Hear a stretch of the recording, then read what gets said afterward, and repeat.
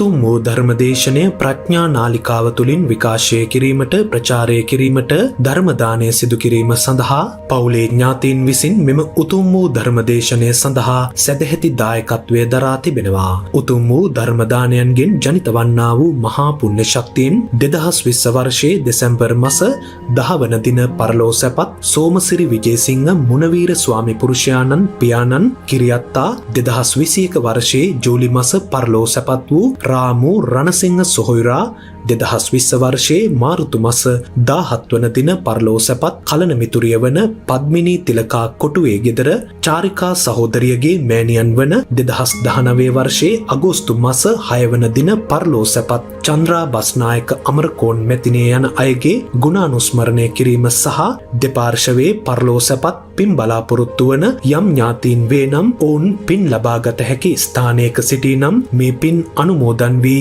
උතුම් මිනිසත් බව ලබා සදහම් හමු වී ගෞතම බුදුන් දැකීමට හේතු වාසනා වේවා. පවුලේ සියලුම මුණුබුරු මිනිබිරියන් ඇතුළු ලක්වැසි සියලුම බොදු දරුවන්ට ළමා කාලයේදීම සදහම් හමු වී මේ භවයේදීම ගෞතම බුදුන් දැකීමට වාසනාව වේවා. එසේම ධර්ම ශ්‍රාවක ශ්‍රාවිකාවන්ටත් කර්මක්ෂය කිරීමේ ඥානය පහළ වේවා. පටිසෝතගාමී වේවා. මේ භවයේදීම ගෞතම බුදුන් දැකීමට ප්‍රඥාව පහළ වේවා. එසේම ගෞරවනීය දේශකයාණන් වහන්සේටත් අනෙකුත් මහා සංඝරත්නයටත් නිදුක් නිරෝගී සුවපත් භාවය ලැබ තව තවත් සදහම් හෙළිකිරීමට මෙම කුසල් හේතු වාසනා වේවා කියා බලාපොරොත්තු වෙනවා. එසේම වේවා කියා ආශිර්වාද කරනවා. නමෝ තස්ස භගවතෝ අරහතෝ සම්මා සම්බුද්දස්ස. නමෝ තස්ස භගවතෝ අරහතෝ සම්මා සම්බුද්දස්ස. නමෝ තස්ස භගවතෝ අරහතෝ සම්මා සම්බුද්දස්ස. එවමේ කෝ භික්ඛවේ අපකාතේ සත්තා ය සංවිග්ගා යෝනිසෝ පදහන්ති අතකෝ ඒතේව සත්තා බහුතරා ය සංවිග්ගා යෝනිසෝ න පදහන්තිති. ධර්මානුශාසනාවෙහි සදහැවර දායකත්වය දරන්නා වූ පවුලේ අය ප්‍රමුඛ මෙම මොහොතේ ධර්මානුශාසනාවක් සවන් දීම සඳහා ඉඩකඩ වෙන් කරගත්තා වූ සදහැවතුනි, අනුග්‍රහක බවතුන් මට ඉදිරිපත් කරලා තිබෙනවා මෙන්න මෙහෙම දෙයක්. ජම්බුදීප පෙయ్యాల මාතෘකාව යටතේ ස්වාමින් වහන්සේගේ අභිමතයේ පරිදි ධර්මදේශනයක්. දැන් ශ්‍රාවක ඔබට මගේ ධර්මදේශනා මාලාවේ ජම්බුදීප පෙయ్యాලේ මතක ඇති. මේ යටතේ මා ධර්මදේශනා මං හිතන්නේ 12ක් විතර කරලා තියෙනවා. ඒකේ අර්ථයත් හඳුන්වා දීලා තියෙනවා මතක ඇති ඔබට. දඹදිව පවතිනා වූ විෂමතාව දෙකක් ගත්ත බුදුන් වහන්සේ ඒ පුද්ගලයන්ට උපමා කරනවා. රමණීය සුන්දර තැන් ඉතා ටිකයි, රමණීය නොවූ අසුන්දර තැන් ඉතා විශාලයි. ඒ සදහම් මග තේරුම් අරන් හැසිරෙන අයගේ පැත්ත ටිකක් කරලා අනිත් අය විශාල බවට පත් කරගන්න එක තමයි මේ කරන්නේ. අර පෙయ్యాල කියන වතේ තේරුම අර මුලදේම දිගටම කියනවා කියන්නේ. ඒ වගේ අන්න ඒ වගේ තමයි කියන එක තමයි ඒව මේකෝ කියලා කියන්නේ. මේම එක්ක යටතේ තියෙන සමහර පද මම ගත්තේ නැහැ. මොකද සමහර දේවල් වත්මන් සමාජයට අදාළ නැහැ. එහෙම වුණාම අපි කොටස් ඉදිරිපත් කරන්නේ. ඒ වගේම බොහෝ විට සමහර දේවල් එක සමාන නම් එහෙම වුණාමත් ගන්නෙ නැහැ. මේක මම ඉතා සරල තැනකින් පටන් අරන් ගැඹුරට යමින් හිටියේ. මේ ගැඹුරුම තැන් තව එකක් දෙකක් තුනක් තමයි තියන්න තියෙන්නේ.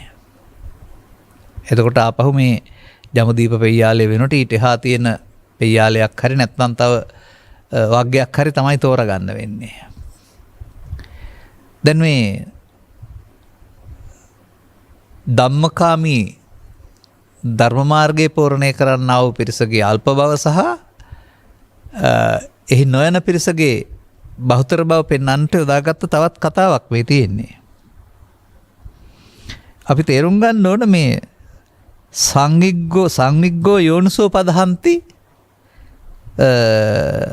සංවිග්ගෝ යෝනිසෝ න පදහන්ති කියන පද දෙක විතරයි මේකේ. ඒක තමයි මේ සූත්‍ර දේශනාවේ වැදගත්කම තියෙන්නේ. සමහරට ඉතින් ඔබ සංවිග්ගෝ ලෝමහට්ට ජාතෝ කියන පදේ කොහෙන් හරි අහලා තියෙන්නත් පුළුවන්. සමහර විට මේ පරිවර්තනය කිරීම වල අර්ථය ජනිත නොවන වෙලාවල් තියෙනවා. අදාළ. එතකොට ඉතින් මම මේක කීප වතාවක් බලලා හදලමත් කියනවා. මේකත් එහෙම එකක් තමයි.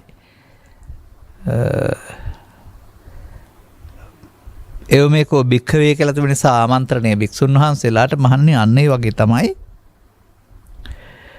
කිසියම් සත්ව කෙනෙක් අර අප මින් පෙර දේශනාවේ සඳහන් කළ පරිදි කාමයේසනාව නැත්තම් කාම්සෙවක කෙරෙහි කලකිරුණාද? සමාජයේ හිතන විදිහේ කලකිරීමක් නෙවෙයි. තථාගතයන් වහන්සේ අදාළ පරිදි අසාර නිස්සාර බව දැකීම තුළින් ඒකට එකතු වෙන්න තියෙන අකමැත්ත තමයි මේ සංවිග්ගෝ කියන වචනින් කියන්නේ. එතකොට ඊට පස්සේ තේරුම් ගන්න ඕනේ එහෙනම් මොකද වෙන්න ඕන? ඒ පුද්ගලයාට තථාගතයන් වහන්සේ හඳුන්වා දෙනවා උපාය මාර්ගයක්. අනේ උපාය මාර්ගික වශයෙන් ප්‍රධාන වීරිය වඩන එක තමයි මේ සංවිග්ගෝ යෝනිසෝ පදහන්ති කියන්නේ. යෝනිසෝ ආයනිසෝ පද දෙක තියෙන තැන් ආශ්‍රයෙන් මම ඔබට මින් පෙරත් පෙන්වලා තිබෙනවා. අයෝනිසෝ කියන සූත්‍රයේ මේ ත්‍රිපිටකයේම තියෙන එකක්. මේක සඳහන් කරන්නේ මිනිසුන්ගෙන් වෙන් වුණා වූ දුරස්ත වනාන්තර වලට යන අය සම්බන්ධයෙන්. අයෝනිසෝ සූත්‍රය කියන්නේ ඒක තමයි. ඒක පෙන්නනවා හරියටම හරියම අපි කතා කරන කතාව. ඒ ගියායට උපන් කාම විතර්කය, උපන් ව්‍යාපාද විතර්කය, උපන් විහිංසා විතර්කයට දරා ගන්න පුළුවනිද? එකතු නොවි ඉන්න පුළුවනිද? පුළුවන් නම් විතරක් යන්න, බැරි නම් යන්න එපායි කියලා. මන්දයත් ගඟට පනින එක, සිවිදිනසා ගන්න එක, තව මොනවා හරි දෙයක් කරගන්න තැනට විකෘති වෙන නිසා දරා ගන්න බැරුවම. එතකොට දැන් අයෝනිසෝ කියන්නේ කාම විතර්ක, ව්‍යාපාද විතර්ක, විහිංසා විතර්ක වලට රැවටෙන එකට. එතකොට දැන් මෙතන පෙන්නන්නේ යෝනිසෝ පදහන්තිනේ. ඒ කියන්නේ උපක්‍රමශීලීව ඒකට පෙන්වන බුදුන් වහන්සේ කිසියම් ආකාරයක අනුගමනය කරන්න ඕන ක්‍රියාමාර්ගයක්. ඒක තුළ නැවත නැවතත් එය බලන එක නැත්නම් එසේ නැවත නැවත බලමින් වාසය කරන තමයි ප්‍රධාන වීරිය කියලා කියන්නේ. ප්‍රධාන වීරිය ඉතින් ගත්තාම තව ටිකක් එහාට සතර සම්‍යක් ප්‍රධාන වීරිය, සතර සම්‍යක් ප්‍රධාන කියලා ගත්ත හැකියි. නමුත් එහෙම ගත්තට ඒක පාසල් මට්ටමින් පාඩම් කරපු කියන අර්ථය ගන්නත් එපා. ඒක අපේ මට්ටමට තේරුම් ගන්න ඕන. එතකොට ඊළඟ පදේ තමයි මම අර පෙන්නන දුර්ලභම පවතින්නේ. එබඳු පිරිස අල්පයි කියලා කියනවා. එසේම යම් සත්ව කෙනෙක් දැන් මේක කියන විදිහට කලකිරුණා වූ නුවණින් වැර නොඩත්ද ඒ සත්‍යව බහුතරය. එතකොට කලකිරලා වැර වඩන්නේ නැහැ කියන එක කියවෙනා වගේ තමයි ඒකෙන් පෙන්වන්නේ. නමුත් කලකිරලා වැඩ වඩන්නේ නැහැ නෙමෙයි ඒක කියන්නේ. මේකෙන් අපට හොයා ගන්න පුළුවන් ඒක.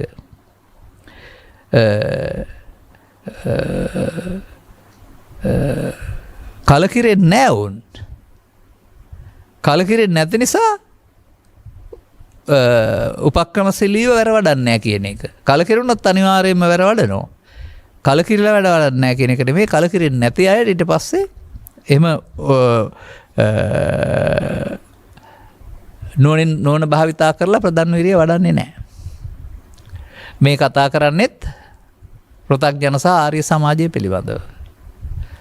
ඒ කලකිරෙන්නේ නැති, ප්‍රධාන වීරිය කරන්නේ නැති, ඒ වගේම ඒ සඳහා අවශ්‍ය උපාය නොවන භාවිතා කරන්නේ නැති අය නැවත නැවතත් සසරටම යනවා. සසරම හදනවා. සසර හදන්න හේතු වෙන්නා වූ විතර්කණයට එකතු වෙනවා. ඒක තමයි මේ සමාජය අපට දකින්න තිබෙන්නේ. මම මේ පසුගිය ධර්ම දේශනාව වගේක් කරමිනුත් ඔක මතක් කළා. රජයට එක විදිහකට වැරද්දක් පේනවා, නීතියට තව විදිහට වැරද්දක් පේනවා. ඒ නිසා ඒ නීති රාමුන් තුල වැරදි කරන අය සඳහා පාලනයට දඬුවම් කරනු ලබනවා. ඔවුන්ගේ නීතිය සකස් වෙලා තිබෙන්නේ මෙලොව වශයෙන් ජීවත් වෙලා මරණතුරු කාලය තුළ තමයි මේ සියල්ල එතනින් එහාට මොකත් නැහැ කියලා, මොකුත් නැහැ කියලා. ඒ අනුව ඔවුන් පුද්ගලයන් හික්මවා ගැනීම සඳහා දෙතිස්වද ඒ කාලේ නම් යටතේ දඬුවම් ක්‍රම පාවිච්චි කරලා තිබෙනවා. සමාජයක් දකින්නේ යම් කිසි දෙයක් කරපුවම පුද්ගලයා වැරදි කියලා. නීතියක් දකින්නේ ඒක තමයි. අපි ඔවුන්ට ඒ සීමාවේ ඉන්න දෙමු. වැරදි කියන්නේ නැතුව. නමුත් තථාගතයන් වහන්සේ කොහොමද දකින්නේ? තථාගතයන් වහන්සේ මේ පුද්ගලයා විවරණ කිරීමේදී මේ පුද්ගලයාගේ අතපය හැසිරීමට මුල් වෙන්නේ අතපය කියලා කියන්නේ නැහැනේ. කට. සිත මුල් වෙනවායි කියලා. සිත මුල් වෙනවා කියන කාරණාවේදී සිතට උපදින ඒ මොහොතේ උපදින හැඟීමයි මේ වැඩේ කරවන්නේ කය වචන ලවා. එතකොට මිනිසුන් අතින් වැරදි වෙන්නේ නැහැ. මිනිසුන් කාම විතර්කයට වහල් වුණාම, ව්‍යාපාද විතර්කයට වහල් වුණාම, විහිංසාව විතර්කයට වහල් වුණාම ඔවුන් වැරදි කරනවා. බලන්න කාම විතර්කයේ, ව්‍යාපාද විතර්කයේ, විහිංසාව විතර්කේ නම් ලෝ වැරදි කරන්නේ. ඒක නොකරන්න සිහිය දියුණු කරගත්තොත් එහෙනම් මේ ලෝකේ කොච්චර හොඳ වෙයිද, ලස්සන වෙයිද කියලා. බලන්න බුදුරජාණන් වහන්සේ මිනිසා හදන්න හදන හැටි. බය ගන්නලත් නෙමෙයි, දඬුවම් දීලත් නෙමෙයි. මේ ඔබ එකතු වෙන එකේ අනාගත විපාකයේ මේ පැත්තට දුක් විපාකයේ පෙන්නනවා. ඒ වගේ මේකෙත් තියෙන අසාරත්වයක් පෙන්නනවා. ඔය පාරේ ගියාට එච්චර හොඳ දේවල් හම්බ වෙන්නේ නැහැ වෙලඳාම මේ පාරේ යන්න කියලා වෙලඳාමට හොඳ පැත්තක් පෙන්නනවා වගේ. මිනිසාට අවංක කිරීම තුළින් වර්තමාන මිනිස් සමාජය තුළ, ඒ වර්තමානයේ බුද්ධ කාලේ නම් එදාට, මහින්දාගමනේ නම් එදාට, බුද්ධ ජයන්තිය නම් එදාට, අද නම් අදට, තවත් අතර පන්තික නම් එදාට ජනිත වෙන්නා වූ සමාජයේ ගැටලු ගැටුම් වලින් අවම කිරීම සඳහා තමයි තථාගත බුදු පියාණන් වහන්සේ මිනිසාට මේ ධර්ම න්‍යාය දීලා තියෙන්නේ. එවිට මා දකිනවා මැරිලා දකින නිවනක් සඳහා කෙනෙක් පෙරම් පුරන්න ගත්තොත්, අනාගත බුදුවරුන් දකින්නට යන කෙනෙක් පෙරම් පුරන්න ගත්තොත්, ඔවුන් මේ ත්‍රිවිධ විතර්ක පිළිබඳව විමසිල්ලක් නැහැ. ඒ වගේ උපායශීලී නුවණින් ප්‍රහාණය පිළිබඳ උත්සාහයක් ඔවුන්ට නැහැ. අන්න එහෙමයි මේ පෘථග්ජන කියන සමාජය මිනිසා හොඳ කරන්නා වූ ධර්මයෙන් ඈතට ගිහින් තියෙන්නේ. මිනිසා වඩාත් හොඳ අහිංසක නැත්නම් අවංක මිනිසෙක් බවට පත් කරන්නට අනුගමනය කරන්න ඕන වූ ධර්මපරයයන් ඈතට ගිහින් තියෙන්නේ අන්න එහෙමයි. එවිට ඉතින් පවේදී වැඩිපුර ව්‍යාපාද විතර්කේ භාවිතා වෙනවා ඇති. කාම විතර්කයයි වෙනස් ආකාරයෙන් පිනේදී කාම විතර්කයයි ව්‍යාපාද විතර්කයයි බලපානවා. ධානයේදී නම් ව්‍යාපාද විතර්කේ වගේ දේවල් යටපත් වෙලා තිබෙන්නේ. නමුත් එතන කාම ලෝකයට අදාළ කාම විතර්කයේ වෙනුවට ධාන කාම විතර්කයක් තියෙනවා. කාම ලෝකේ රූප ශබ්ද ගන්ධ රස වලට නෑ. උන්ට තියෙන කාමය එහෙම අරමුණු රූප ශබ්ද ගන්ධ රස වලට නෙවෙයි. නමුත් උන් ලබාගත්ත සංසුත් සමාධියට. මෙන්න මේ නිසා මේ වර්තමානයේ කෙරෙන්න ඕන දේ මිනිසුන්ගේ සිත් වලින් බැහැරවීමම සමාජයේ සාරධර්ම ගති ලක්ෂණ පරිහානියට පත්වීමෙන් මිනිස් සමාජය අවුල් සහගත වෙන, ව්‍යාකූල වෙන, මිනිසන් දුක් විඳින ස්වභාවය මිනිසා විසින්ම වැඩි කරගන්නවා. ඒ තමයි අර බහුතරා සත්තාගේ පැත්තේ ඉරණම. ඔවුන් කලකිරෙන්නේ නැහැ. කලකිරෙන්නේ නැත්නම් උපාය නෝනක් තුළින් ප්‍රධාන වීරිය කරන්නේ නැහැ. ඒ පිළිබඳව මං හිතන්නේ වැඩිපුර විස්තර දෙන්න අවශ්‍යයි කියලා හිතන්නේ නැහැ. මොකද අපි හැමදාමත් මේ පැත්ත කතා කරනවා. මේ පැත්තට ටිකක් අඩු කාලයක් දෙන එක තමයි දැන් වටින්නේ. සමස්ත සමාජය තුළ සිදුවීම් පවතින දේ වෙනුවට මේ ඊයේ අපකාසේ සත්තා අල්ප වූ සත්ත්ව ප්‍රමාණයක් යා යුතු මග තථාගතුන් වහන්සේ පෙන්වන යා යුතු මග ගන්නට අදාළ උපාය කෞශල්‍යින් යුක්ත වෙන එක, උපායශීලී වෙන එක සහ අනුතුරු ප්‍රධාන වීර්ය වඩන එක. අපි හමුවට යම් පිරිසක් එන්නේ හෝ අපගේ ධර්ම දේශනා ප්‍රිය කරන්නේ හෝ ඉහාත්ම වශයෙන්ම ඔය කියන්නා වූ දුක්ඛ ගාමිනී ප්‍රතිපදාවෙන් මිදෙන්න කැමති අය. ඉහාත්ම වශයෙන්ම මේ සංසාර ගමනේ සැප හොයන යනවට වඩා දැන් හොයන ආපු පැත්තක් තිබෙනවා. කොතරම් කල්ද කියන්න බෑ. අදේ සියල්ල නෑනේ. තිබෙනවා වගේ පේනොන්ට අදේ සියල්ල නෑ. ඉදිරියටත් එහෙම තමයි. ඒක කොතරම් කල් ගිහින් බැලුවත් අර දෙවියන් තුතුණන් පස්සේ දිව්‍ය ලෝකේ ඉඳලා දැන් ඊට පස්සේ දිව්‍ය ලෝකයක් යට නෑනේ ආයේ. ඒක හීනයක් විතරයි. අන්න එහෙම තේරුම් ගන්න පුළුවන් වෙනකොට අර අප්පකා සත්තා මොනවද දැනගන්නේ? අල්ප සත්‍යෝ. ඔවුන්ට මේ විතර්කණය පිළිබඳ අවබෝධයක් ලැබෙන්න වෙනවා. ඒ මොහොතේදී අප හැසිරෙන්නේ අපට සමාජයේ පෙවුනට පුද්ගලයෙකුගේ හැසිරීම රටාව වෙනස් වෙනවයි කියලා ඒ විතර්කයේ බලපෑමට යටත්. ඒ විතර්කයට අහු වෙලා. එක කෙනෙකුට පෙනෙනවා නම් තේරෙනවා නම් උගතෙක් වුණයි කියලා ධනවතෙක් වුණයි කියලා බුද්ධිමතෙක් වුණයි කියලා තවත් වෙනත් පැති වලින් දියුණුණයි කියලා ඒවායේ ප්‍රතිලාභ ඔබට සහ සමාජයට ලැබෙන්න පුළුවන්. නමුත් දුප්පතාගේ සිට පොහොසතා දක්වා උගතාගේ සිට නුගතා දක්වා තව වෙනත් ඒ වගේ පැති වලින් ගත් කල ඉහළ පහළ ભેදයකින් තොරව ඒ තැන්වල මේ විතර්කය නිසා ජීවිතය අවුල් කරගන්නවා. ජීවිතය අසමගි කරගන්නවා. ජීවිත සම්බන්ධතා පළුදු කරගන්නවා. ජීවිතේ ඝාතනයකින් කෙලවර කරගන්න ලබනවා. ජීවිතේ පව් පුරවා ගන්නවා. පරලෝ යන ගමනේදී දුගතිගාමී වෙනවා. මන්දයත් මේ විතර්කණය කියන එක පිළිබඳව පාලනයක් නැතිකම. ඒක වැරදි බව දන්නේ නැතිකම. වැරදි බව පිළිගන්නේ නැතිකම. දැන් ඒකට තථාගතයන් වහන්සේ තියලා තියෙන නම මොකද්ද?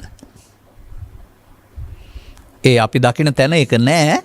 නමුත් ඒ ආශ්‍රයෙන් හදන්න ඕන. දැන් අදාළ මාර්ගයේ තිබෙන තැන ඒකට පෙන්වන්නේ පහාන සංඥා කියලා. එසේනම් මේකේ අනිත් පැත්තට අපහාන සංඥා කියන්න වෙනවා. කවදද මේ බෞද්ධ සමාජය පිළිගන්නේ? ඔවුන් ඉන්නේ අපහාන සංඥා නම් වූ වැරදි පාරක බව.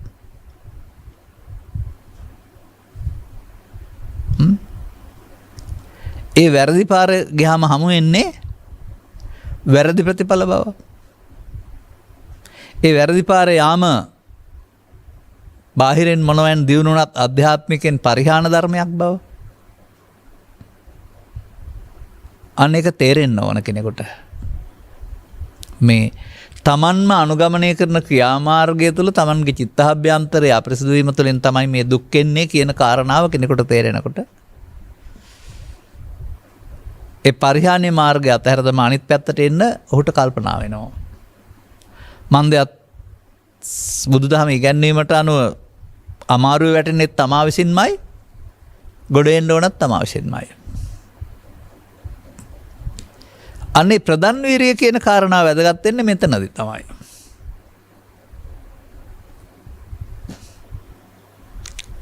පාරක් තියෙන නිසා යනවා. කිලෝමීටර් 20ක් විතර ගියාපම කාගෙන් හරි අහලා දැනගන්නවා වැරදි පාර කියලා. දැන් 20ක් මාපහු වෙන්න ඕනනේ.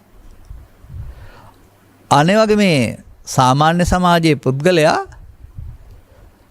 ජීවන ගමනේදී කාම විතර්කයේ සහ ව්‍යාපාද විතර්කයේ විහිංසා විතර්කයේ බලවත් කරමින් වැරදි පාරක එනවා. ඊට වඩා අදට වඩා හෙටට මේක උපදිනකොට බලවත්. බලවත් වෙන තරම ඒක පාලනය කරගන්න ඔහුට බෑ.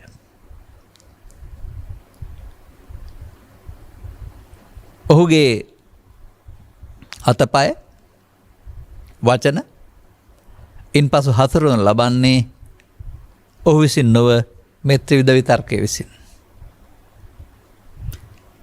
එතකොට මම වෙන්නේ මයන්නත් නෙමේ කයන්න යන්නත් නෙමේ අදාළ විතර්කයට හසු වීම. ඔන්න බුදුරජාණන් වහන්සේ පෘථග්ජන සමාජය කියන එක විවරණය කරන හැටි. මේ හිතට එන අදහස ක්‍රියාත්මක කරන්නට මහන්සි වෙන අය. එතකොට තථාගතයන් වහන්සේ මේ කරුණ පැහැදිලි කර දෙමින් ඔය මාවත භවගාමී මාවතක් කියලා දෙනවා. ඒක හැමදාම කෙනෙකුට අනුගමනය කරන්න පුළුවන් භවගාමී මාවත.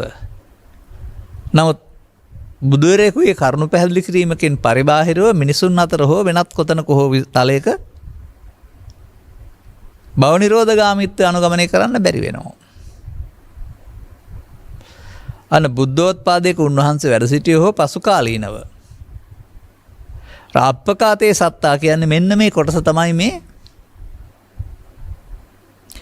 ඒ සඳහා ගත යුතු ක්‍රියාමාර්ග ගැනීමට උපායශීලී බව කියලා කියනවා. සම්මා වායාමට ප්‍රධාන විරිය කියලා කියනවා.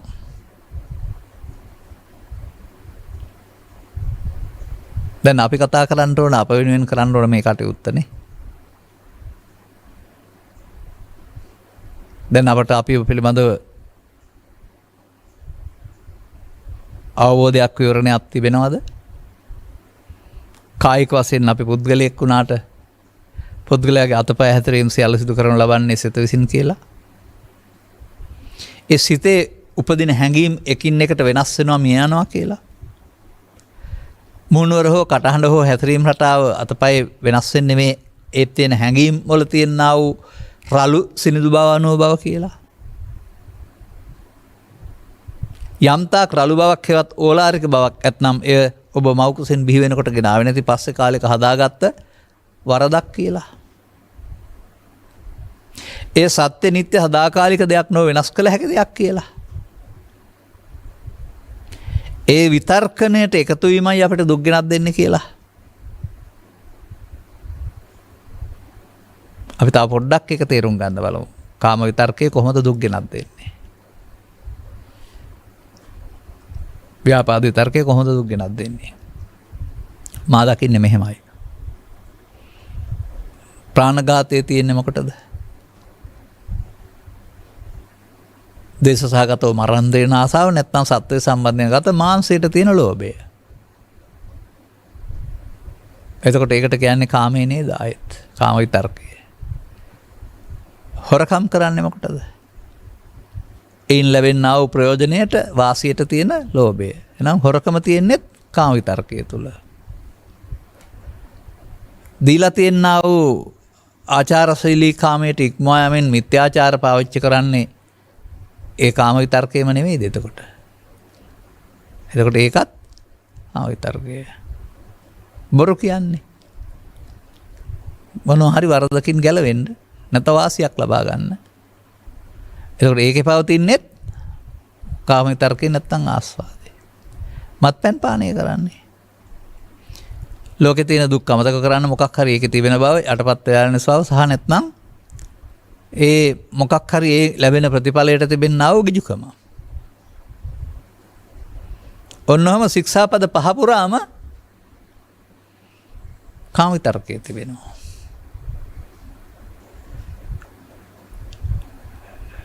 කැමති ආකාරයෙන් යම් ආකාරයක කැමති වෙන්නේ වැරදි කරන්නට ඒ නිසා. ඒ වගේම එදිනදා ජීවිතයේදී අවු හෝ වැස්ස සමාජ පරිසරයේ හැතරීම් බඩු මිල ඉහළ පහළ යාම් දරුවන් Taman රුචි පරිදි නොවීම සමකී සහ නොකී දේවල් හිතූ පරිදි රුචි පරිදි සිදු නොවන විට හිතූ පරිදිට කියනවා කාමරාග කියලා නොවන විට උපදින එක කියනවා ව්‍යාපාද කියලා.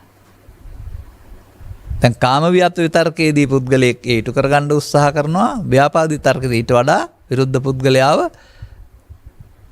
හානි කරන්න පාඩු කරන්න වනසන්න කල්පනා කරනවා. විහිංසාව විතර්කයේදී ක්‍රියාවට නගනවා. දැන් විවේකව ඉඳලා කල්පනා කරලා බලන්න සමාජයේ සිදුවෙන අවුල් ටිකක් අරගෙන සරුංගලයක් මුල් කරගත්ත මිනිමරුමක් එමත් නැත්නම් ආහාර ටිකක් මුල් කරගත්ත දවරයක්, ඉඩමක් මුල් කරගත්ත දවරයක්, වැටු ප්‍රශ්නයක් මුල් කරගත් දුරගිය ගැටලුවක්, පිටුපස තිබෙන්නේ පුද්ගලයින්ද ත්‍රිවිධ විතර්කද. එතකොට තමයි බුදුන් වහන්සේ වදාළ දේ තේරෙන්නේ මිනිස්සෙන්ට. මේ වැරදි කරන්නේ මිනිසුන් නෙමෙයි, මිනිසුන් තුළ හැඟවුණා වූ මායя. කාම විතර්කයක් මාර්ගයක්, ව්‍යාපාද විතර්කයක් මාර්ගයක්, විහිංසා විතර්කයක් මාර්ගයක්. එතකොට මායයට පරාජය වෙන ජීවිත පෘථග්ජන කියන්නේ. ආර්ය කියන්නේ මායя පරාජය කරන ජීවිත. එතකොට වර්තමාන ලෝකේ හදන්න ඕන නම් ආණ්ඩුව පෙන්වන ලබන නීතිය පිළිගන්නවට වඩා ඉහළින් පවුපින් පිළිගන්න නීතිය පිළිගන්න වෙනවා. ඊටත් එහාට ගිහින් මේ ත්‍රිවිධ විතර්කයේ නොයවසන බාර ගන්න නැති පිළිවෙතක් පිළිගන්න වෙනවා. අන්න අපේ ධර්ම දේශනා තුළ අපි එතෙන්න ගේන්න හදන්නේ. අපි නීතිය බැහැර කරන්නෙත් නැහැ, ඒක දඬුවම් බැහැර කරන්නෙත් නැහැ. ඊට වඩා හොඳ පවුපින් පාක විශ්වාසය තුළ සමාජ සංගමය බැහැර කරන්නෙත් නැහැ. ඒවයින් යා නොහැකි දුරක් යන්න පුළුවන් තව සංගමයක් සංවරයක් අපි මේ සූත්‍ර දේශනා තුළ පෙන්නනවා. අන්න දියුණු මානසිකත්වය. එවිට මා දකිනවා ඔය විතර්ක පිළිබඳ මොනම අවබෝධයක්වත් නැතු සමාධියක් හදාන ඒකට වෙලා ඉන්න හදන එක නෙවෙයි පහන සංඥා කියන්නේ. පහන සංඥාවට ගලපලා බලන්න පුළුවන්ද කියලා ඒක. එහෙම නැත්නම් සීල සූත්‍රයේ සඳහන් වෙන්නා වූ සෝවාන් ආදී මාර්ගඵල ලබන්න පුළුවන් ආකාරයක් තියෙනවා. ඒකට ගලපන්න පුළුවන්ද බලන්න. අරමුණක් එන්නේ නැතුව සමාධියක් හදාන ඊට පස්සේ ඒක ගලපන්න පුළුවන්ද බලන්න.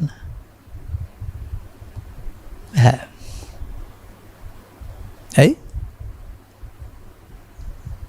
එතකොට අර uppannam කියන වචනට අදාළ හටගත් එක පිළිගන්න නැතුව අතහරින ක්‍රියාමාර්ගයේ නාන්ද වාසේති පජහති විනෝදේති බ්‍යන්ති කරෝති පහාණය කරන්න බෑ. එතකොට මග ඇරලා ඉන්නේ.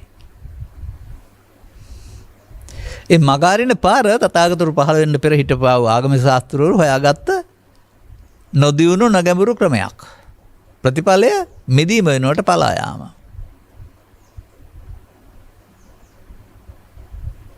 අනේම අපට මේ කරුණු තේරෙන විට තවත් සූත්‍රයකින් ගත්තොත් එහෙම ඒකේ පෙන්වන්නේ මේව හටගන්න එපා කියනව නෙවෙයි. හටගන්න ඕන. මා දකින්නේ හට ගැනීම වෙනයි පැවැත්මට එකතීම වෙනයි.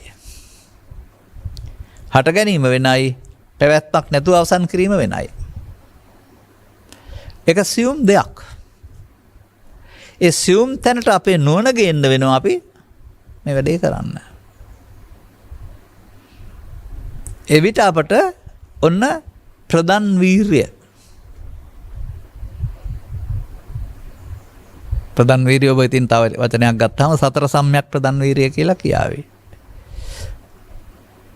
අර වායාම කියන වචනේ තේරුම ව්‍යායාම නෙමෙයි උත්සාහය.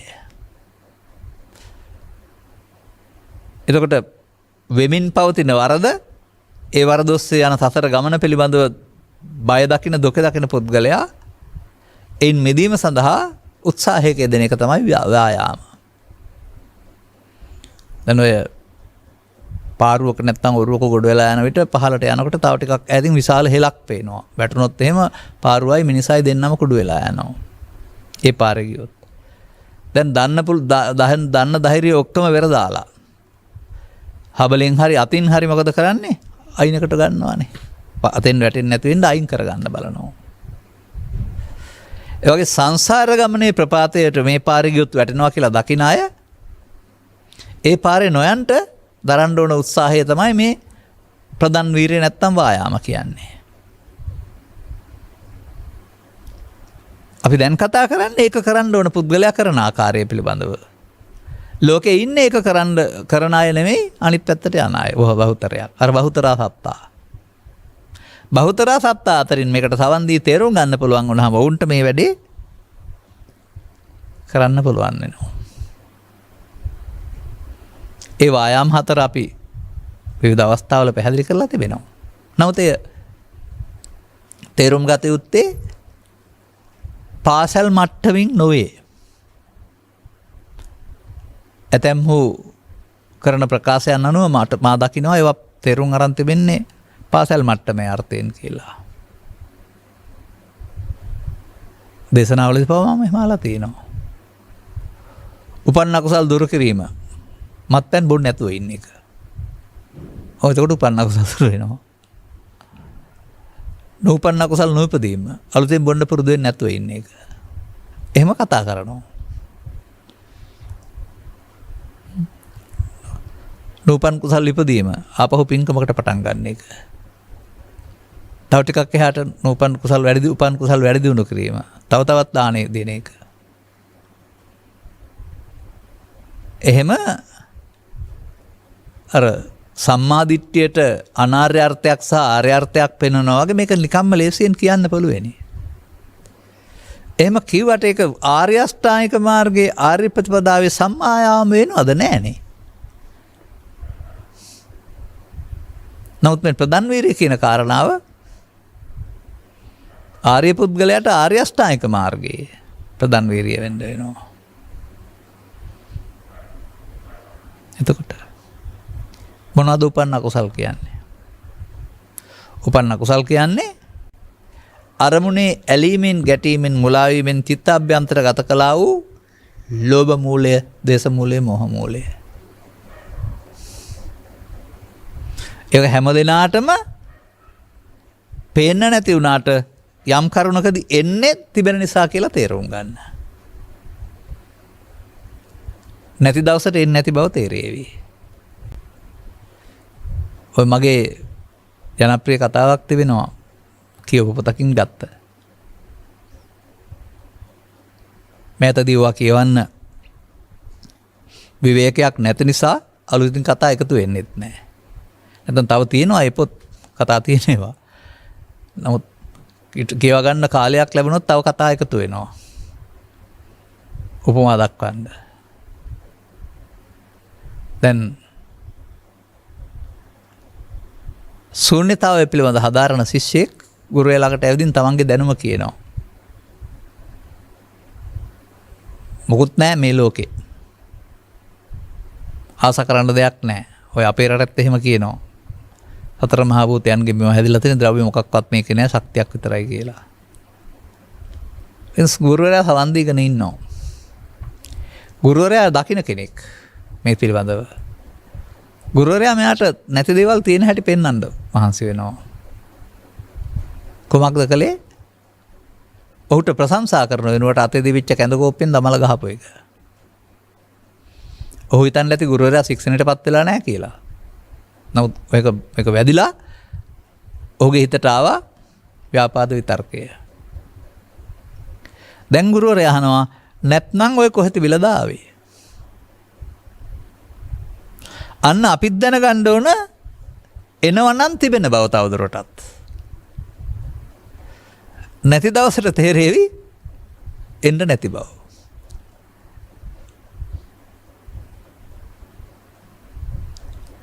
මෙන්න මෙහෙමයි මේකේ ඇත්ත සිද්ධිය. එතකොට ඒක තිබෙන තැනක් නැහැ. නමුත් ඒ එන එකෙන් දැනගන්න ඕන අදාළ හේතු තියලා තියෙනවායි කියලා. අන්න ඒ වගේ ඔබට යම්තාක් තරහවක්, ඊර්ෂ්‍යාවක්, ක්‍රෝධයක්, වෛරයක් ඇති වෙනවා නම් ඒ ලෝකෙ නෙමේ වැරදි තමන් හදාගත්ත මේ අභ්‍යන්තරයේ තිබෙනා වූ මූලයෙන් උපදින්නේ. දැන් මෙතෙන් එන එක තමයි උපන්න කුසල් කියන්නේ.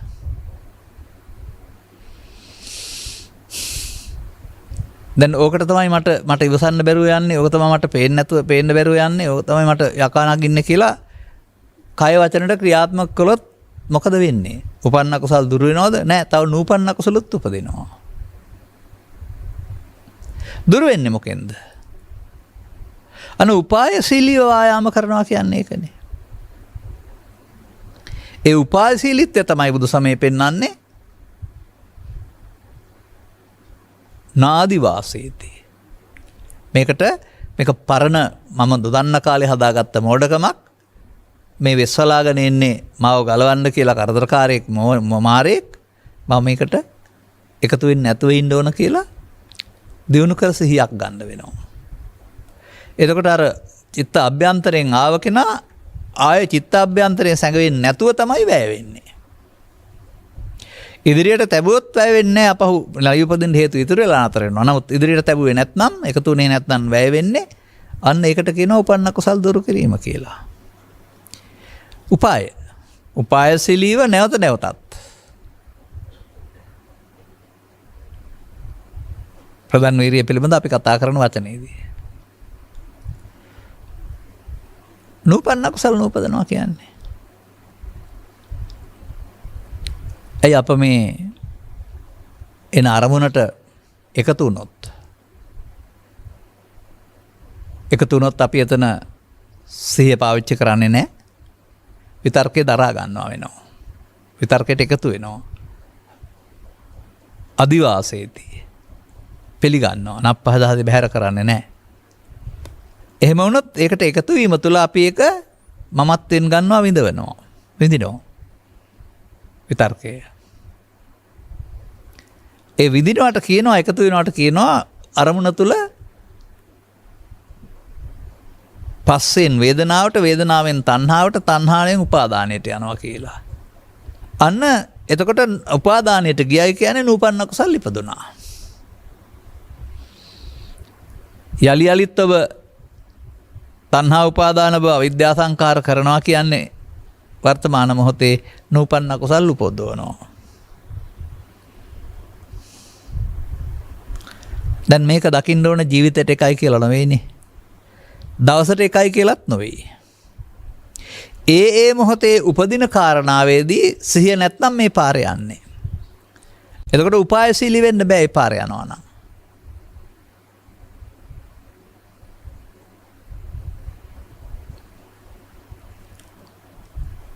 එනිසා තමයි මෙතන මේ උපායශීලීව ප්‍රධාන වීර්ය යෙදීම කියන වචනයක් පාවිච්චි කරලා තිබෙන්නේ.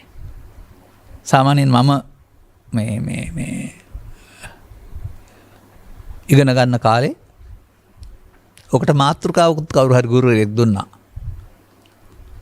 උපාදන්නෝ අපා නොයති. උපාය දන්න අය අපාය යන්නේ නැහැ කියලා එකෙන් කියන්නේ. ඒ වගේ මේ උපාදන්නෝ අපාය නොයති නෙමෙයි. මේ උපාදන්නෝ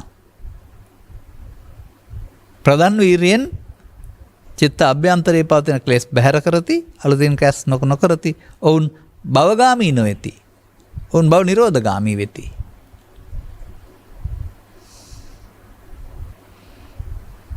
තවත් එකක් තියෙනවා. අන්න ඒක තමයි තවත් වැරදිලා තියෙන තැන.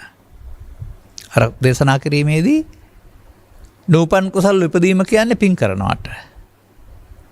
කලපවින් කල්පනා කරලා හරි නැවත නැවතත් කිරීම වැඩි දිනුවාට උපන් කුසල් වැඩි දිනු කිරීම කියලා කියන්නේ. එහෙම සමාජයේ කියනවා මේ වායාමවල ඒක හරියන්නේ පෘථග්ජනයින්ගේ ආර්ය අෂ්ටාංගික මාර්ගයට, භවගාමී මාර්ගයට. ආර්ය මාර්ගයට ඒක හරියන්නේ නැහැ. මොකද කුසල් කියන්නේ පින්වලට නම් සිද්ධාර්ථ ගෞතමයන් වහන්සේට ඔච්චර කල් යන්න ඕන නැහැ. කැලේට යන්නොත් නැහැ, පැවිදි වෙන්න ඕනොත් නැහැ, ගෙදර මොක තිබුණා. ඒක සත්‍ය නොවන බව දැනගෙන කැලේට ගිහින් කැලේ ඉන්න මිනිස්සු ඔක්කොම කරපු දේවල් ටිකත් බලලා ඒකෙත් අර්ථයක් නැති බව දැනගෙන දැන් එතනින් එහාට ජීවිතේ. කිං සත්‍ය ගවේසී කිං කුසල ගවේසී. සත්‍ය කුමක්දයි සොයමින් කුසල් කොයක් ආට එහාටයි ඉන් එහාටයි බුදුදහමේ කුසල් තිබිලා තියෙන්නේ. පවට පිනට ධානයට එහාට තමයි බුදු සමයේ කුසලයේ තිබිලා තියෙන්නේ. උන්වහන්සේ ඉන් එහාට හොයන් ගියා කිං සත්‍ය නම් මද කුසල් කුමක්ද? අන්න එහෙමයි අපි පදවල අර්ථය තව ටිකක් එහාට ගෙනියන්නේ. දැන් තවත් තැනකින් ගන්න. දස අකුසලේ. මූලය ලෝභ දේශ මොහ. ඔබට දස අකුසලේ නම් කරන්න කිව්වොත් එහෙම සතන් මැරීම, හොරකම් කිරීම, කාමීත්‍යාචාරය කියලා කියන්න පුළුවන්. දස කුසලේ නම් කරන්න කිව්වොත් එහෙම වෙනම 10ක් තියනවාද? නැහැ. ඉහතකී දස කුසලයෙන් වෙන්වීම දස කුසලයයි. එතකොට ලෝභ නොකිරීම, දේශ නොකිරීම, මෝහ නොකිරීම වෙනවා. අකුසලයෙන් වෙන්වීමනේ කුසලය. අන්න මෙතන මේ අකුසලයෙන් වෙන්වීම. එතකොට අකුසලයේ කියලා අපි කතා කරන්නේ තව ටිකක් ගැඹුරු කරුණක්. අපි ඒක පිළිබඳව උපුටා ගන්න තැන සමාජයට මතක් කරනවා.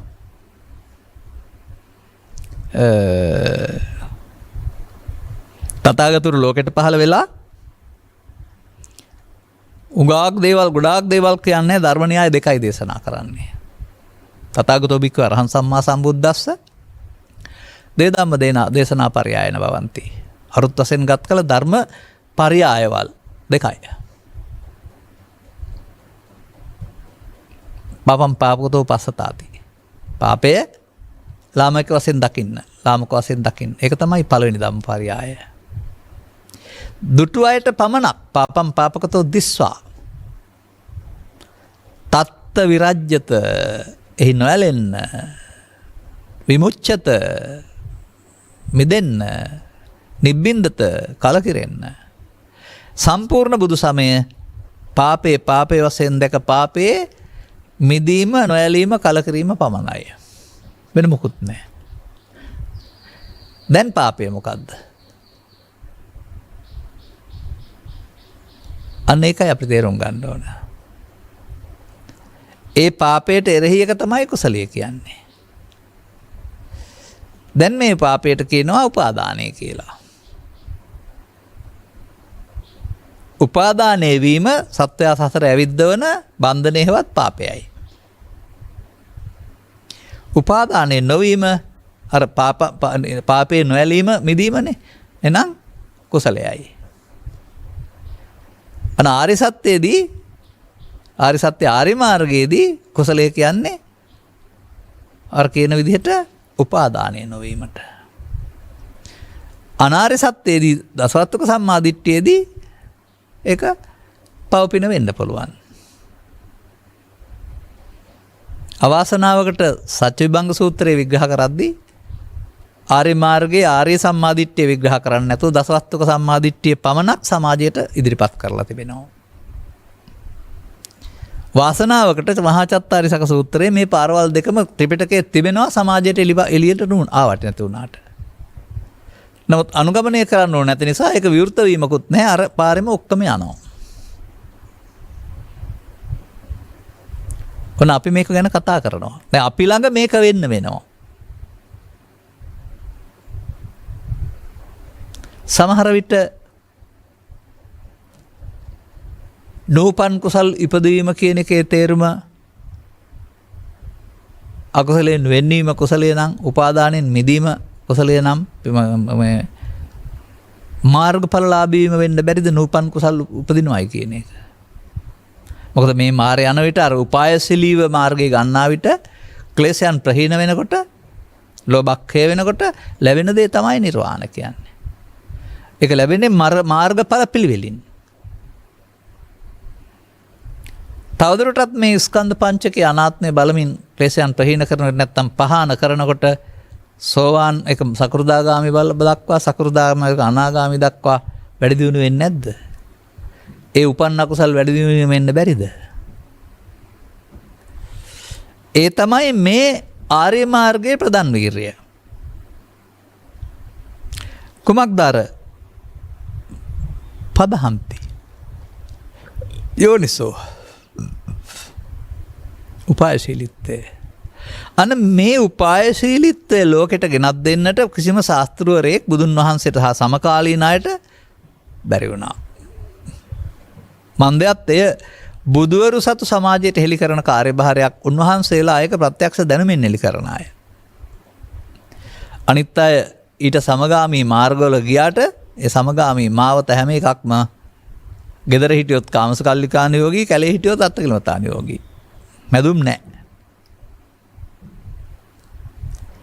එනිසාමයි මේ මිනිස් සමාජයට බුදුවරු හෙළි කරන මඟ ගන්න එතෙන්ට එන්න අපහසු වෙලා තිබෙන්නේ. එදත් වෙනත් මගවල් ගොඩක් තිබුණා. අදත් බුදු සමය නමින් වෙනත් මගවල් ගොඩක් තියෙනවා. එදා නම් ඒක වෙනස් සමයන් මගින් තිබුණේ. වෙනස් සමයන් කියන අර්ථයෙන්. අද බුදු සමයේ අර්ථයෙන් තියෙන්නේ. අද ඒක තියෙන්නේ භික්ෂු භික්ෂුණී උපාසක උපාසිකා කියන ඒ නාමික පිරිස් අතරමයි. ඒ නිසා අපට ලියා ගන්න හරි අමාරු වෙලා තිබෙනවා.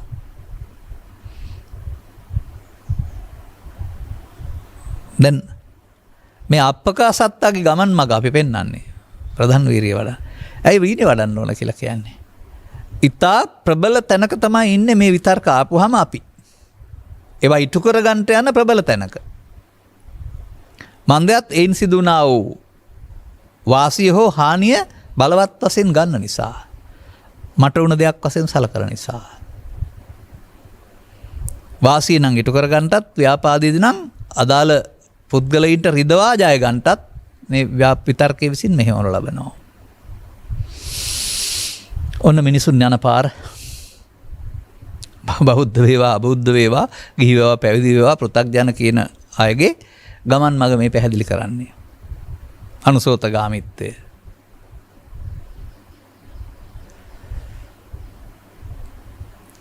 ඒ වැඩි දෙනා යන පාරට ප්‍රවිෂ්ඨ වෙන්නේ නැතුව අමුතුවෙන් ගමන් මගක් ආරම්භ කරන්න කියලා පෙන්වනවා. මේ පාර කොහාටද යන්නේ? වැඩි දෙනා යන පාර භවගාමී. පාපෙන් හෝ පිනෙන් හෝ ධානයෙන් හෝ උපාදානෙන් භවගාමී පාරේ උන් යනවා.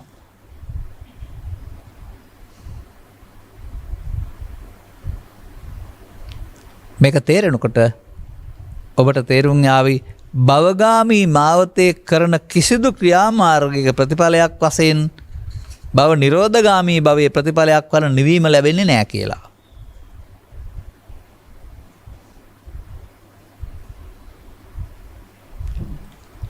ඒකෙන් කිසිවිටකත් යහපත් ක්‍රියා කරන්න එපායි කියන්නේ නැහැ.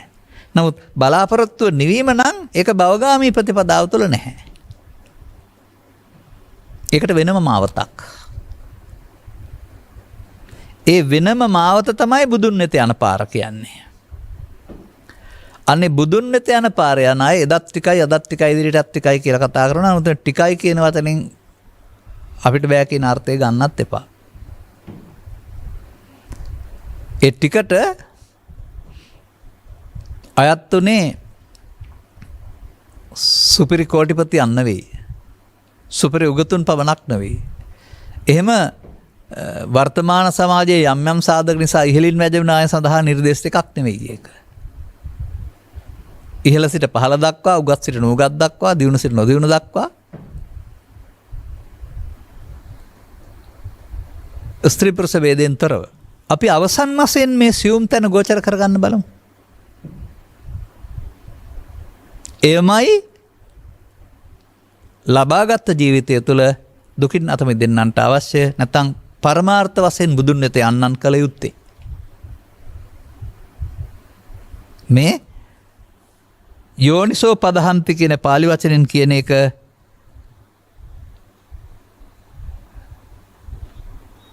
අර ඇලෙන්ඩ ගැටෙන්ඩ තියෙන දේවල් කෙරෙහි ඇති නිස්සාරත්වය දැකීම තුළින් කලකිරී අනතුරුව උපාය කෞශල්‍යයක් වදා ප්‍රධාන වීරිය වැඩිමින් වර්ධනය වෙනුවට ප්‍රහාණය කරන එක.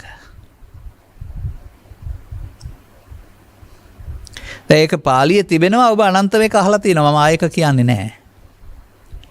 අර නාදිවාසීති පජහති කියන්නේ මේ වචනේ තමයි. ඒක කියලා කිව්වහම ආයෙත් වචනේ පාඩම් හින්දා ගන්නෙ නැති වෙන්න පුළුවන්.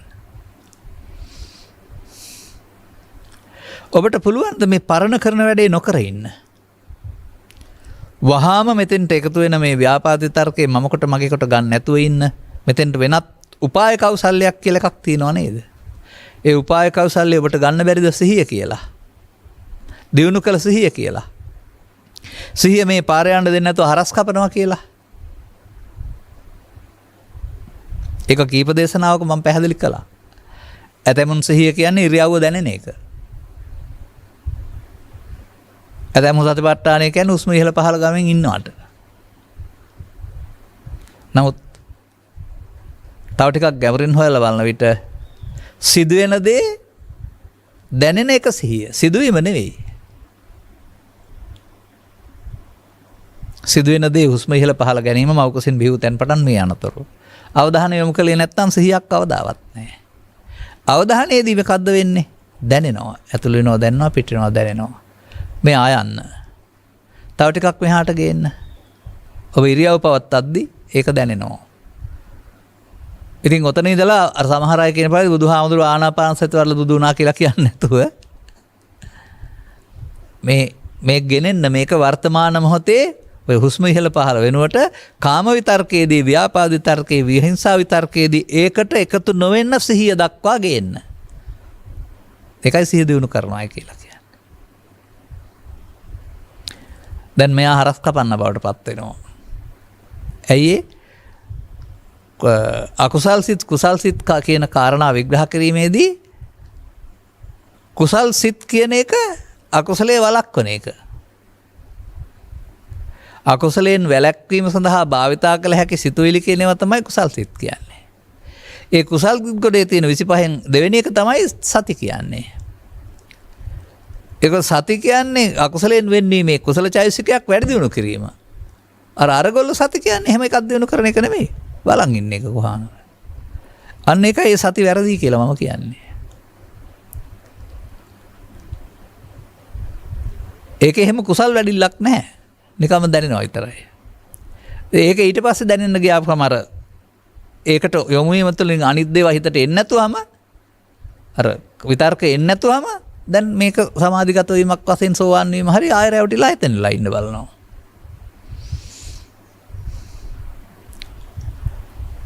ඒ වගේ මේ ගමනේ බොරු වලවලුත් තියෙනවා. මුලා වෙන්න තැන්. දැන් අපි හැමෝටම එහෙනම් යම් යම් මට්ටමේදී මේ සතිය අඩු මට්ටමක තියෙනවා එහාට ගේන්න වෙනවා. ගේන තරමට උපාය කෞශල්‍ය යොදන්න පුළුවන්. ගේන තරමට ප්‍රධාන වීර්යය කරන්න පුළුවන්. ඔන්න ආරම්භන ලැබුවා. දැන් නික්මත දැන් යුඤ්ඤත යෙදෙන්න පවත්තගෙන යන්න යෙදෙන්න මොකද්ද? බුදු ශාසනේ මොකද්ද බුදු ශාසනේ? දුනාත මච්චනෝ සේනං නලාගාරං කුඤ්ඤරෝ. පටදළුවෙන් හදපු ගයක් සුණු විසරු කරන ඇතෙක් වගේ කෙලෙස් සතරන් වනසන්න. ඒක නේද මෙතෙන්දි වෙන්න ඕන. අපි අනන්ත ළමා කාලේ ඉඳලා කියවලා තියෙනවා කෙලෙස් නසා. සෝවාන් සකෘදාගාමී අනාගාමී රහත් වුණේ කෙලෙස් නසලා කියලා. වචනේ තියෙනවා පොතේ. අපිට තේරෙන්නේ නැහැ කොහොමද නැසෙන්නේ කියලා. නමුත් තථාගතයන් වහන්සේ සියලු ගැන්වීම් සියුම විමර්ශනය කිරීමේදී මේ තමන් හදාගත්ත වරද නිසා උපදින එකට ඉන්නහාට පවත්තන්න එකතු නොවීමෙන් මෙය මිය යනවා.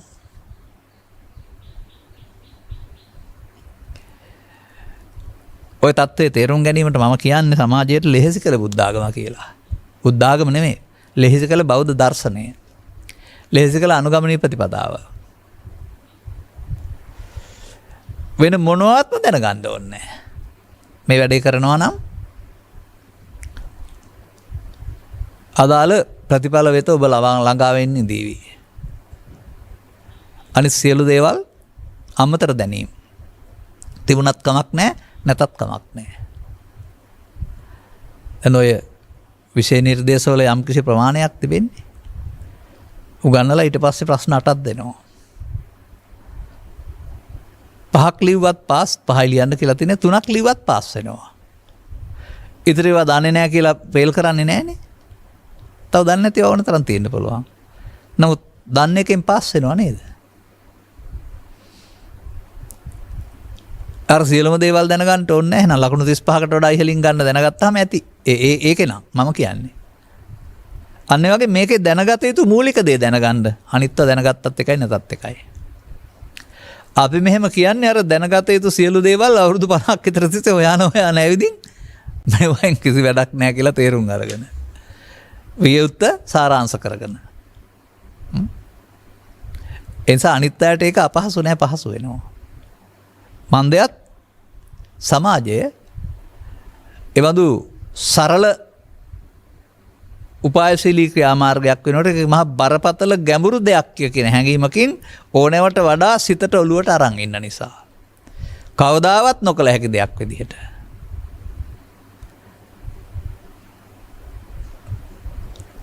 එතකොට ඔබට මේ කරුණු දැනගන්න ලැබෙන විට ඔබේ හිතේ පවතිනා වූ අසුභවාදී මත චින්තනය නොකළ හැකි කියන චින්තනය වෙනුවට කළ හැකි කියන චින්තනය එනවා.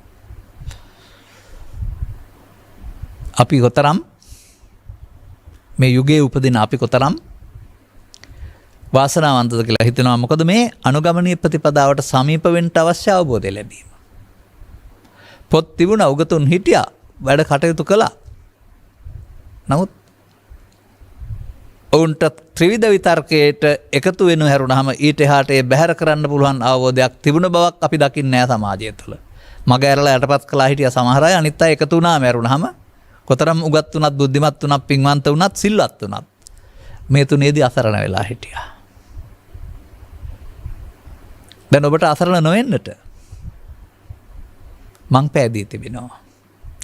දැන් මේකට වෙලාව හොයන්න ඕනේ නැහැ වෙනම දවසක්. හෙට දවස, පොයේ දවස එහෙම කියලා. තැනක් හොයන්න ඕනෙත් නැහැ. තැනයි වෙලාවයි දෙකම වර්තමානයේ. ක්ෂේත්‍රයකුත් තියෙනවා. Taman වැඩ කටයුතු කරන ක්ෂේත්‍රය තුළ තමයි මේ පරණ සතුරා එළියට එන්නේ. ඒක නම් පෞද්ගලිකව හඳුනා ගන්න ඕන. මව නම් දරුවන් සමග, අර්බුද තියෙනවා නම් සැමියා නම් බිරිඳ සමග, දරුවෝ අකීකරු නම් ගුරුතුමිය ශිෂ්‍යයන් සමග, අර්බුද තියෙනවා නම් ආචාර්ය මණ්ඩලයේ ඕනෝන් අතර, වෙනත් කාර්ය මණ්ඩලයක නම් ස්වාමියා සහ සේවකයින් අතර අර්බුද තියෙනවා නම් එතන. මම පෙන්නන්නේ එහෙමනේ. විවිධ තැන් පෙන්නනවා. රථයක් ධාවනය කරන්නේ නම් ධාවනයට බාධා කරන මගීන්, නොමොටර් සයිකල් කරුවන්, ත්‍රිරෝල රියදුරන් සහ විශාල රථයේ රියදුර අතර කීකරුණතුව කටයුතු කරනවා නම් කොන්දස්තර මහත්මයාට මුදල් හරියට දෙන්නේ නැත්නම් හරි මගහරින්න බලනවා නම් ජනතාව, මගීන් සහ කොන්දස්තර මහත්මයා අතර. මෙහෙම බලන්න. අවස්ථාවක් නැහැ කියන්නේ ඒකයි. Tamange මේ සැඟවුණා වූ දුර්වලකම මතුවෙන්න තෝතැන්නක් වෙන්නේ කොතනද? එතෙන්ද යන්න බය වෙන්න එපා. එතෙන්ද ගිහින් උපදිනකොට අල්ලා ගන්න සිහියෙන් ඉන්න. එතන මගහැරලා හිටියට කවදාවත් හරියන්නේ නැහැ. ඒ නිසා මගහැරීම කලාව පුරුදු කළා වූ අයට බුදුරජාණන් වහන්සේ මුහුණදී විනාශ කිරීමේ කලාව පුරුදු කරනවා. උපාය කෞශල්‍ය කියන්නේ. පළමුව අපහසුණත් ටික දුරක් යන විට එය කරදරයක් වෙන්නේ නැහැ, ආශිර්වාදයට කාරණයක් වෙනවා. පළමුව එක අපහසු වෙන්නේ ඉන්නේ නැතුණු දෙහස දැනෙන නිසා. එම් පීඩාවට පත් වෙන නිසා, ඒ පීඩාවට කැමති නිසා පළමුව අපහසුයි කියලා දකිනවා. දුකට පත් වෙන නිසා. නමුත් අයින් වුණාම දුක එනවා අඩු වෙනකොට මේ පාරෙම යන්න ඕන කියලා තේරෙනවා. එතනින් එහාට මාර්ගය ගත්තයි. ඒ අර අපි කතා කරන මේ සූත්‍රයේ සඳහන් අල්ප වූ සත්වයෝ. අල්ප වූ සත්වයෝ 1 සිට 2 3 4 5 ඔස්සේ 20ක් 30ක් 40ක් 50ක් දක්වා වැඩි කරන්න පුළුවන් නා. එතකොට තමයි සමාජයට දැනෙන්නේ බුදුසසුනේ ප්‍රතිපත්ති පූජාවන් දුන්පදන මිනිස්සුන්ගේ සංසුන් බව.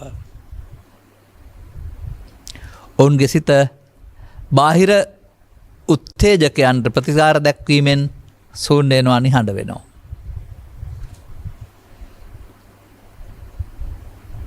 සද්ද කියන එක නෙමෙයි එතන නිහඬ කියන්නේ.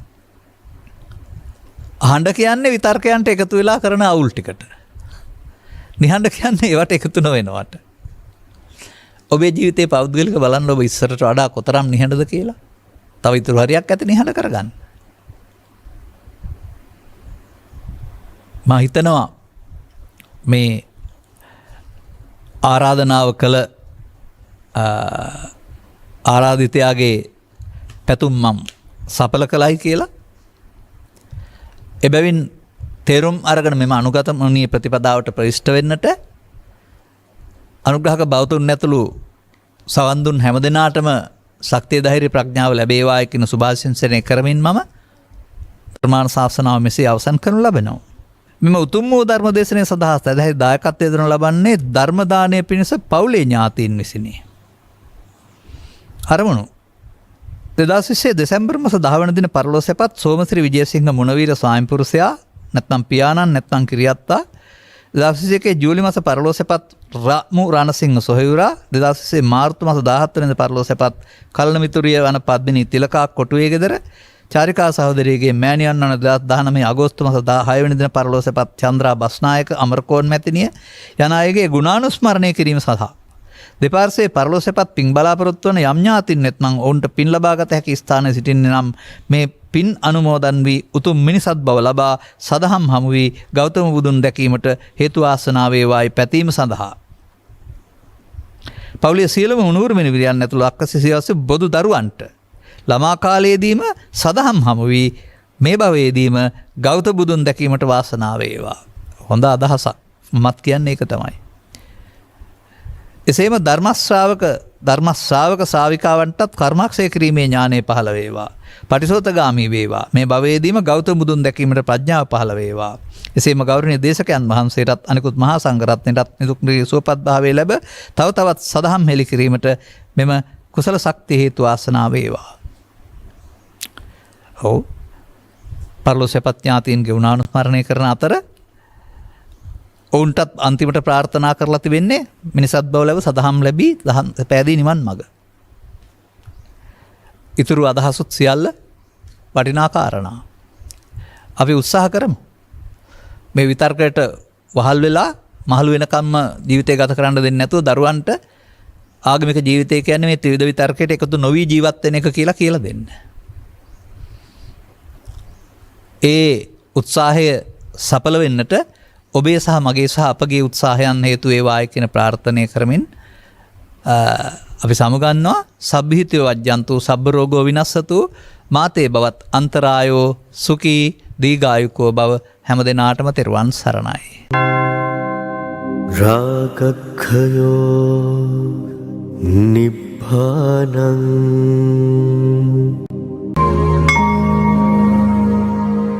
මේ උතුම් වූ ධර්මදේශනය ප්‍රඥා නාලිකාව තුළින් විකාශය කිරීමට ප්‍රචාරය කිරීමට ධර්මදානය සිදු කිරීම සඳහා පවුලේ ඥාතීන් විසින් මෙම උතුම් වූ ධර්මදේශනය සඳහා සැදැහැති දායකත්වය දරා තිබෙනවා. උතුම් වූ ධර්මදානයන්ගෙන් ජනිත වන්නා වූ මහා පුණ්‍ය ශක්තියෙන් 2020 වර්ෂයේ දෙසැම්බර් මාස 10 වන දින පරලෝ සැපත් සෝමසිරි විජේසිංහ මුණවීර ස්වාමි පුරුෂයාණන් පියාණන් කිරියත්තා 2021 වර්ෂයේ ජූලි මාස පරලෝ සැපත් වූ රාමු රණසිංහ සොහොයුරා 2020 වර්ෂයේ මාර්තු මාස 17 වන දින පරලෝ සැපත් කලන මිතුරිය වන පද්මිනී තිලකා කොටුවේ ගෙදර චාරිකා සහෝදරියගේ මෑණියන් වන 2019 වර්ෂයේ අගෝස්තු මාස 6 වන දින පරලෝ සැපත් චන්ද්‍රා බස්නායක අමරකෝන් මැතිණිය යන අයගේ ගුණානුස්මරණය කිරීම සහ දෙපාර්ශවයේ පරලෝ සැපත් පින් බලාපොරොත්තු වන යම් ඥාතීන් වේ නම් ඔවුන් පින් ලබාගත හැකි ස්ථානයක සිටී නම් මේ පින් අනුමෝදන් වී උතුම් මිනිසත් බව ලබා සදහම් හමු වී ගෞතම බුදුන් දැකීමට හේතු වාසනා වේවා. පවුලේ සියලුම මුණුබුරු මිනිබිරියන් ඇතුළු ලක්වැසි සියලුම බොදු දරුවන්ට ළමා කාලයේදීම සදහම් හමු වී මේ භවයේදීම ගෞතම බුදුන් දැකීමට වාසනාව වේවා. එසේම ධර්ම ශ්‍රාවක ශ්‍රාවිකාවන්ටත් කර්මක්ෂය කිරීමේ ඥානය පහළ වේවා. පටිසෝතගාමී වේවා. මේ භවයේදීම ගෞතම බුදුන් දැකීමට ප්‍රඥාව පහළ වේවා. එසේම ගෞරවනීය දේශකයාණන් වහන්සේටත් අනෙකුත් මහා සංඝරත්නයටත් නිදුක් නිරෝගී සුවපත් භාවය ලැබ තව තවත් සදහම් හෙළි කිරීමට මෙම කුසල් හේතු වාසනා වේවා කියා බලාපොරොත්තු වෙනවා. එසේම වේවා කියා ආශිර්වාද කරනවා.